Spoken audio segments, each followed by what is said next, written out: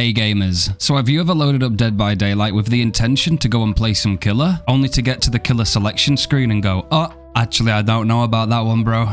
If the answer is yes, then this video is going to be important for you. The motivation to make this video today has actually come from all the comments that I've received from my last video that I uploaded, which was me ranting about the 9.3.0 PTB, where I completely disagree with what Behaviour are doing, and I don't think they're thinking at all about their killer side, and that is going to leave a lot of people feeling like their voices mean nothing. From looking at all the comments and the analytics, and even from comments on my recent stream, I've decided to talk about killer anxiety, because I believe nobody is talking about this enough, and there are a lot of people out there that probably feel the same about this, but feel like they are unrepresented, so I want to try and take a stance at doing that. Now, just before we get into killer anxiety, for those who don't know who I am a P100 Vecna main. We recently broke the new world record for Vecna for his win streak. We got 170 games won for Vecna, making him a viable threat, and a figure that people can think actually Vecna does possess a lot of potential.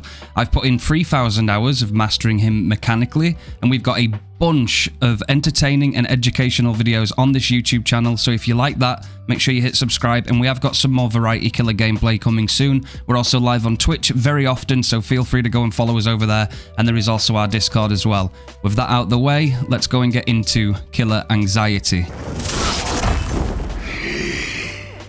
Dead by Daylight is a game built on tension, but lately that tension isn't just in the fog, it's in the minds of killers themselves. Today we're talking about something real, something that's affecting more and more players every day: killer anxiety. So what is killer anxiety? Killer anxiety is the creeping dread that sets in before you even hit ready.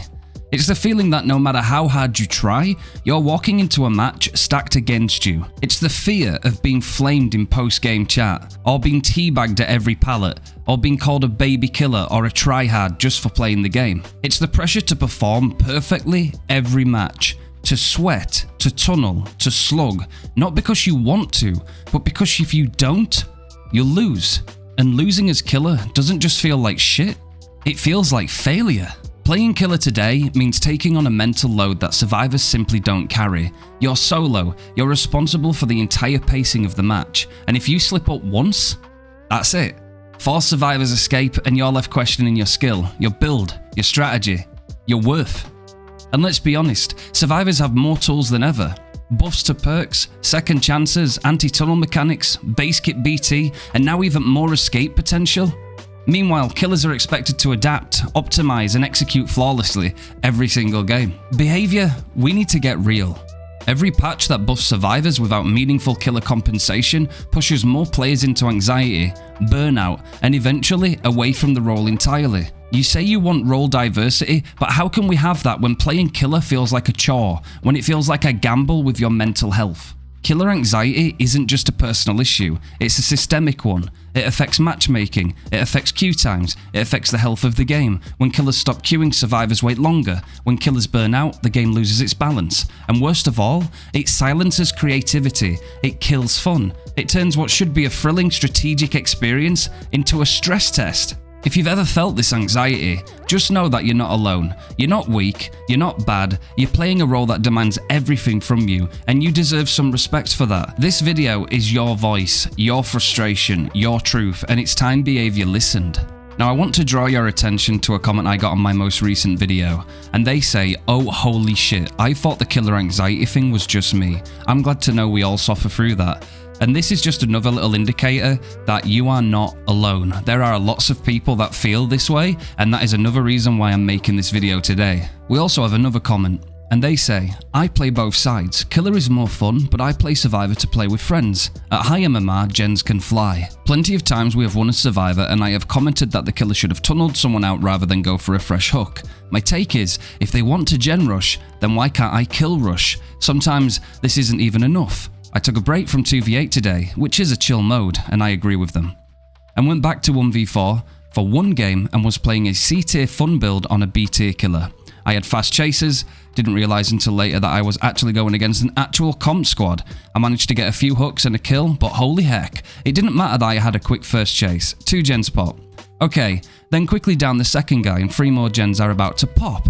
Managed to stall a little, That isn't fun for Killer, and while I'm pretty good at the game, I am by no means a comp player, nor was I prepared to go against such a squad. I'll stick to 2v8 until that mode goes away, because if that's the lobbies I get in the 1v4, I don't want to sweat my balls off for a win, or need a beer or a smoke after each game. Now, again, another good example of why survivors, and this affects people amongst many spectrums, right? Casual players, sweaty players, doesn't matter. If you play Dead by Daylight and you want to win, then that is something that you should be able to do without scrutiny. We shouldn't be placing rules and restriction on one side without expecting them to exist on the other side. And then there is the big elephant in the room, something that really upset me when I made a point about it. The last so many surveys have done nothing but ask survivors what makes their fun, what makes them uninstall, etc., but they have asked nothing of the same for Killer, almost like Killer's never uninstalled this game. And actually, there's been loads of people and loads of comments on my latest video that prove that people do indeed uninstall this game because of Killer reasons.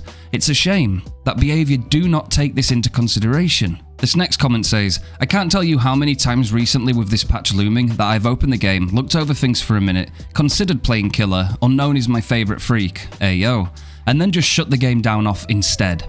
Meanwhile, if I feel like playing Survivor, I get on, goof around, get handed some wins here and there that I barely felt like that I earned, get hooked all I want or escape all I want, and not really come out feeling very different either way because of so much of it feels autopilot.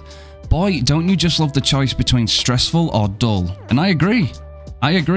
Now, don't get me wrong, I think Killer should take some more brain power. I think you should be in charge of making decisions. I think you should be able to multitask in the moment, because that is one of the things I enjoy about Killer. But it's when it gets to the point where you're overloaded with things that just simply beat you, where they didn't really do anything to beat you, okay? It's the base kit buffs. It's all these different things that they're adding. If you remember back in the day, you used to be able to pick somebody off of saving somebody off the hook. You literally used to be able to stop survivors from saving somebody by picking them off the hook, which made the survivors have to play in certain ways so that they could try and work and coordinate around that. These days, they've got borrowed time everything. They've got endurance here. They've got second chance there. You just feel like they're stacked and you're just there like, if I make 2 mistakes, I've lost this game. Which in the end, just makes you feel so demotivated to even bother even playing the Killer role, which is not good.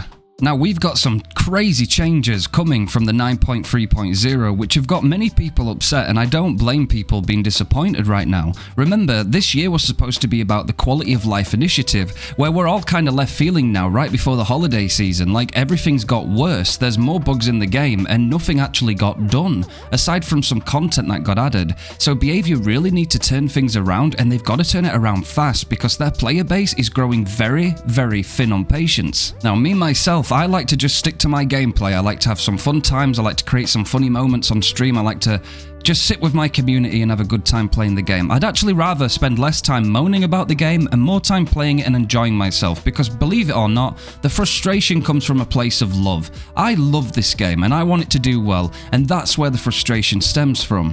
I wish Behaviour could take this kind of motivation and really see it through, listen to both sides of their community, and the one thing they're doing is pushing the community apart, and I'll tell you why, because every time you silence one side, people will start to begin to believe that there isn't us versus them, and that it is increasingly getting stronger. At the end of the day, if you don't ask Killer players why they are uninstalling the game, or ask about how they're feeling in the current state of the game, then you will divide your community. You yourselves, Behaviour, will continue to push the community sideways, and that is not good. That is not good. You can make as many cosmetics as you want for the survivors to get as much money as possible from a business standpoint, but if all the killers disappear or become survivor mains, your game will not function any longer. I don't think I'm going to go any deeper with the comments. If you want to check my most recent video out, I'll leave the link in a pinned comment. Please make sure you come on over to Twitch and join us there. We love to talk about these kind of things, but we also like to have a good time, and I think we can be a good force of positivity these days, even if we do like some truthful talks about the current state of the game. Just know that if you do suffer from killer anxiety, this is a message to you. You are not alone. I still experience it myself, even with the amount of hours and time I've put into Killer. No matter how comfortable I feel playing my Vecna main, I still go through these feelings myself. So you're not alone, and just know that hopefully Behaviour do something about this issue rather soon. Take it easy, guys, and I'll see you in the next one.